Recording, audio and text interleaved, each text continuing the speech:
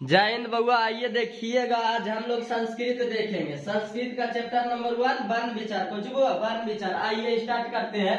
वर्ण किसे कहते हैं? वर्ण किसे कहते हैं? तो भाषा की सबसे छोटी इकाई को क्या कहते हैं? वर्ण कहते हैं। कॉपी पेन लेकर बैठिए और नोट करते जाइएगा। वर्ण कहते हैं, क्या कहते हैं बउआ? वर्ण कहते हैं। जैसे देखिए बात हम लिख रहे हैं, क्या लिख रहे हैं? बात क्या लिखे हैं बउआ आपका कि मोहना विद्यालय गच्छन्ति, मतलब बउआ रे मोहन विद्यालय जाता है। मोहन विद्यालय जाता है। आइए मोहन विद्यालय जाता है बउआ। इसी तीनों के मेल से क्या बनता है बउआ? पद। अब पद इससे बोलिएगा, तोड़ के हम खंडित करके लाएंगे तो शब्द। कुछ बउआ शब्द। मोहना क्या हो जाएगा? शब्द हो जाएगा। और इसको और खंडित कर रहे हैं, तोड़ रहे हैं। क्या तोड़ रहे हैं? तो ये वन हो जाएगा। क्या हो जाएगा? मोहना तोड़े तो क्या हो जाएगा? वन। और तोड़ेंगे, इससे और खंडित कर सकते हैं तो क्या हो जाएगा? ये भी क्या होगा बउआ? वन होगा। बात समझ में आ गया? आइए बोलिएगा कि वर्ण कितने प्रकार के संस्कृत में होते हैं बउआ? तो आपका वर्ण होता है 3 प्रकार के। कै प्रकार के? 3 प्रकार के। पहला हो गया स्वर। स्वर की संख्या होता है 13। हिंदी में स्वर की संख्या होता है 11। बोलिए स्वर को हम बोलते हैं संस्कृत में यज। और दूसरा आपका हो गया वो व्यंजन। व्यंजन की संख्या होता है 33। हिंदी में भी होता है 33, लेकिन इसको संस्कृत में हम बोलते हैं बउआ हल। कुछ बउआ हल, लेकिन हिंदी में वही बोलते हैं बउआ व्यंजन। ठीक है, ऐसा नहीं पूछना कि हिंदी में क्या बोलते हैं तो मंगरुआ बोलते हैं, ऐसा नहीं समझ जाना। आज बउआ अयोगवा। कुछ बउआ अयोगवा। अयोगवा की संख्या कै गो है बउआ? 4 गो। कै गो? 4 गो। आइए देखिएगा, पहले बउआ हम देखते हैं स्वर। कुछ देखते हैं स्वर। स्वर किसे कहते हैं? मतलब वैसा वर्ण जिसका उच्चारण स्वतः हो, मतलब खुद करे या स्वतंत्र हो, उसे हम क्या कहते हैं बुआ? स्वर कहते हैं। क्या कहते हैं? स्वर कहते हैं। जैसे आप लिख सकते हैं एग्जाम्पल में आ हो गया, ई हो गया, ऊ हो गया। नहीं कहते हैं के बउआ चॉकलेट थोड़ा इसके छिनल करे मम्मी ऊ हो रे, हो कि ना? ऐसा ही बउआ। आज अगला बउआ बोलिएगा आपका स्वर 3 प्रकार के होते हैं। स्वर कितने प्रकार के होते हैं? 3 प्रकार के। पहला बउआ हर्ष होते हैं, दूसरा दीर्घ, तीसरा प्लुत। ठीक ना बउआ? आइए हर्ष किसे कहते हैं तो बोलिएगा जिस स्वर के उच्चारण में एक मात्रा का समय लगे। एक मात्रा मतलब 1 सेकंड में बोल दे रे, हो गया बस कहानी समझ। ऐसा बोलिएगा ना ना ना जी ना, ऐसे नहीं बोलिएगा। बोले आ, ये हुआ कि नहीं? आइए जैसे बोलिएगा बउआ कि हर्ष स्वर में कितना मात्रा का समय लगता है? 1 मात्रा का समय। ठीक ना बउआ? उसे क्या कहते हैं? हर्ष स्वर। हर्ष स्वर की संख्या कितना होता है? 5 होता है। इसका दूसरा नाम क्या होता है बउआ? तो मूल स्वर इसी को कहते हैं। क्या कहते हैं? मूल स्वर कहते हैं। लेकिन 5 संख्या होता है, कौन कौन होता है? तो पहला बोलिएगा आ, ई, उ, री, लिरी, इतना है। ठीक ना बउआ? आ जाइए दीर्घ स्वर। कौन स्वर बउआ? दीर्घ स्वर। वैसा वर्ण या वैसा स्वर। वैसा स्वर बोलिएगा, वैसा स्वर जिसका उच्चारण में 2 मात्रा का समय लगे, उसे क्या कहते हैं बउआ? तो बोलिएगा दीर्घ स्वर कहते हैं। गुरुजी इसका बोलिए कै गो ई है? तो पहले इसका कै गो है ही नहीं देखिएगा, ये कै गो है बउआ? तो बोलिएगा 8 गो। कै गो बउआ? 8 गो। पूछेगा कि दीर्घ स्वर की संख्या कितनी होती है? ऑप्शन देगा 7, 8, 9, 10, 15, लेकिन ई देता कोई ऑप्शन नहीं, 4 देगा। बोलिए क्या होता है? तो बोलिएगा 8। कै गो बउआ? 8 गो।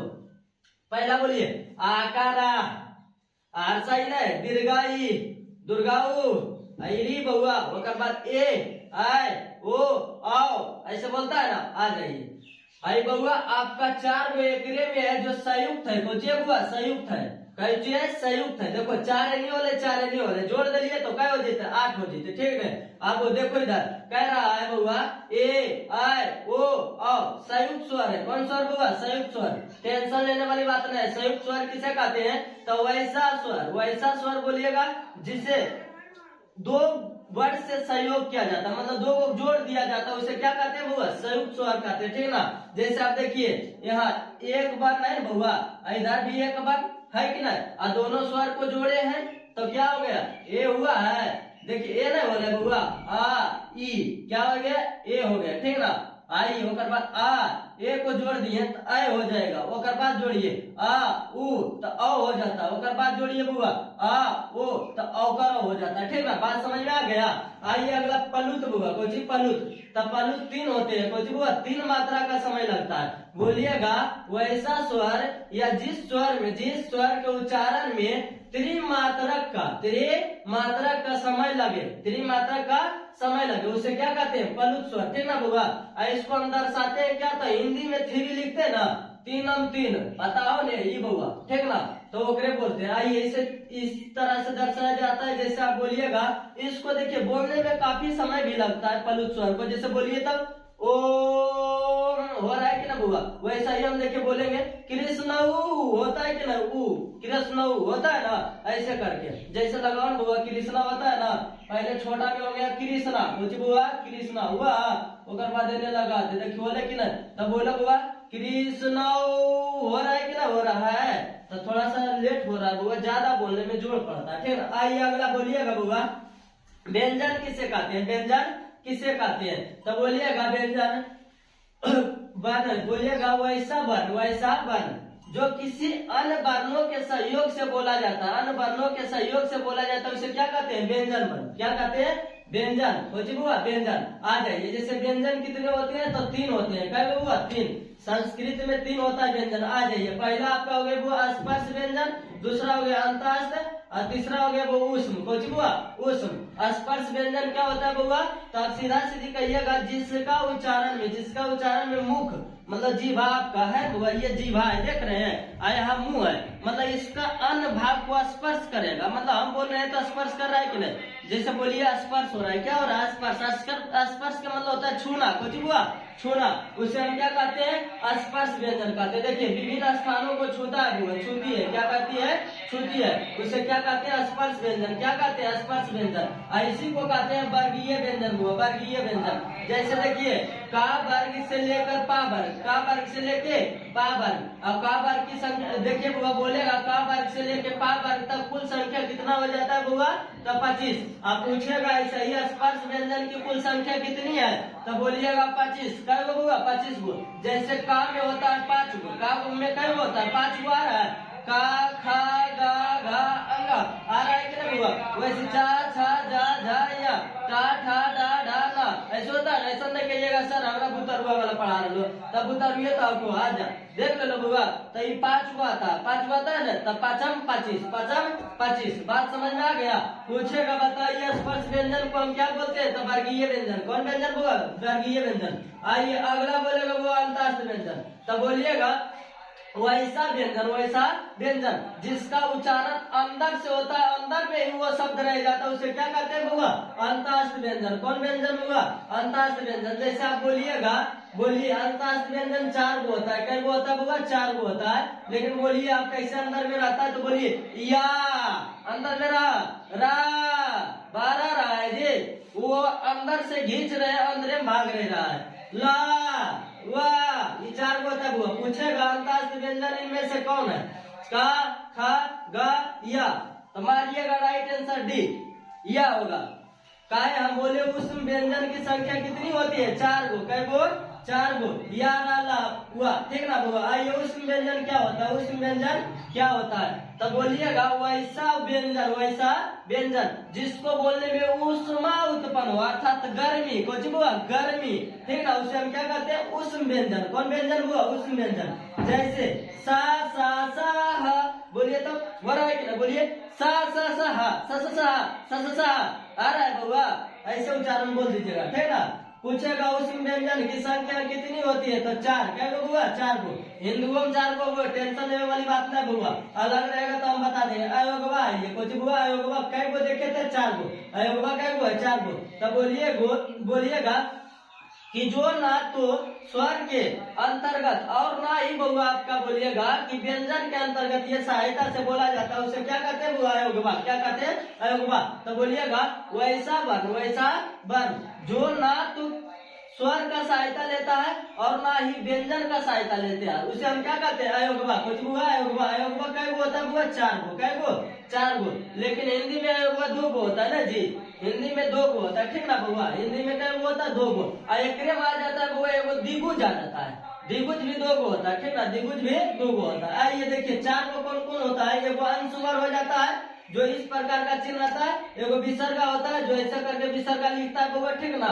आइए एगो जीभा मूल्य होता है, जीभा मूल्य। जैसे आप देखिए ये रहेगा का और खा के आगे इस आकार रहेगा बुआ, तो समझ जाइएगा क्या है, जीभा मूल्य। कुछ बुआ जीभा मूल्य का से खा तक होता है, का से खा तक दर्शाया जाता है जीभा मूल्य। होकर बात कह रहा है बुआ उपम मध्यम उपमदनीय है बुआ, उपमदनीय जो बउआ रे आपका पा से लेके फा इसी आकार में दर्शाया जाता है, पा से फा, पा से फा।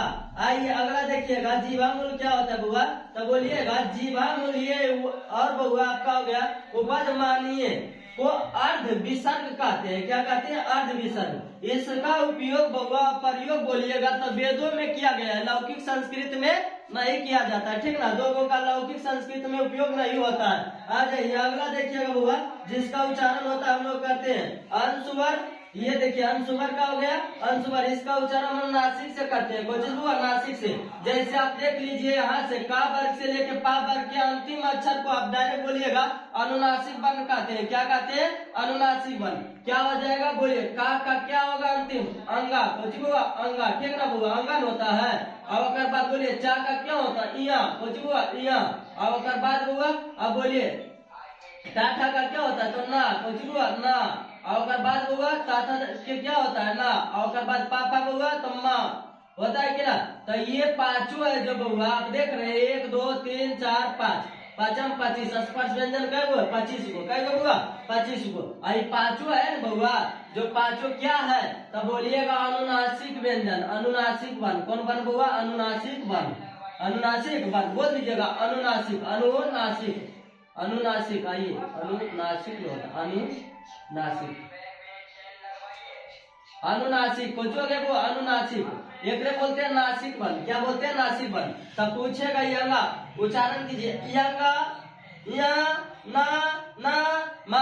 उच्चारण कुछ पता चल रहा है? खाली न कैसे आ रहा है, क्या चीज से? न कैसे। आ जाइए अगला है बुआ, देखिए अनुस्वार का उपयोग हम कहाँ करते हैं? जैसे ये भी नासिक होता है। क्या होता है? नासिक होता है। जैसे आप लिखिए गंगा, गंगा केकरो बोले कहिएगा, छोटा बुजुर्ग देखिए कैसे बोलेगा, गंगा होता है कि नहीं?